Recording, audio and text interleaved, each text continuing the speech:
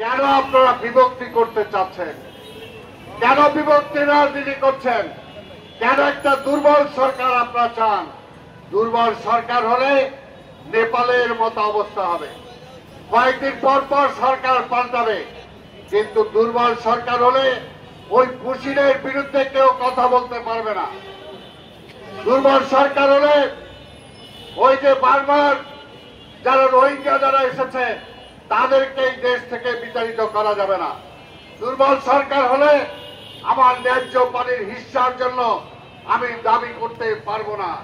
দুর্বল সরকার হলে এই দেশের পররাষ্ট্রনীতি দুর্বল হবে, কখনো সাহস করে সত্য কথা বলা যাবে না।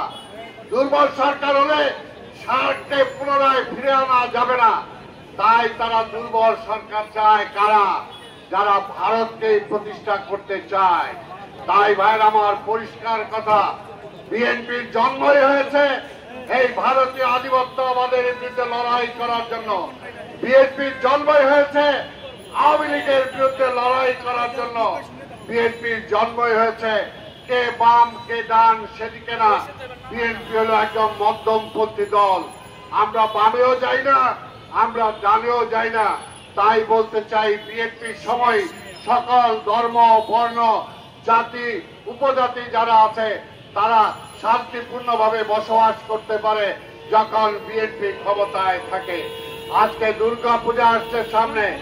এই পূজাকে কেন্দ্র করে আগেও দেখেছেন যখন তাদের ভোট দিয়ে যে আওয়ামী লীগ কারুকার্য করত, ক্ষমতায় যেত, কিন্তু আওয়ামী লীগ ক্ষমতায় থাকাকালীন এই হিন্দুরা কখনো শান্তিতে ধর্মকর্ম করতে পারে নাই।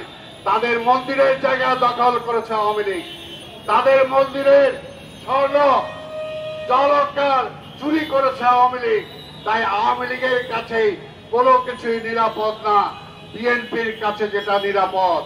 এখনো বলতে চাই, গত দুর্গা পূজায় আমাদের নেতা তারেক রহমান নির্দেশ দিয়েছিলেন শান্তিপূর্ণভাবে এই দুর্গা পূজা যাতে হয় আমাদের কর্মীদের ভলান্টিয়ার্সের দায়িত্ব পালন করতে হবে।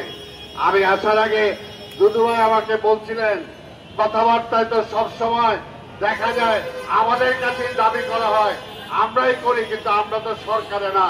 তা আমি বলছিলাম এটাই হলো বিএনপি। বিএনপি সরকারে নাই, দায়িত্বে নাই, কিন্তু দায় আছে।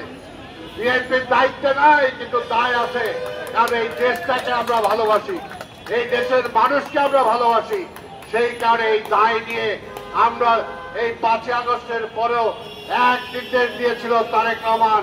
গত 17 বছর আমাদেরকে যেভাবে জ্বালিয়ে পুড়িয়ে মেরেছিল, গুলি করে মেরেছিল, হত্যা করেছিল, জখম করেছিল, পঙ্গু করেছিল, গুম করেছিল, জেলে দিয়েছিল, তারপরেও শেখ হাসিনা চলে যাওয়ার পরে তারেক রহমান নির্দেশ দিয়েছিলেন কোথাও একটা আগুন জ্বলবে না, কোথাও একটা তোমার জায়গা দখল হলেও তুমি দখল করতে যাবে না।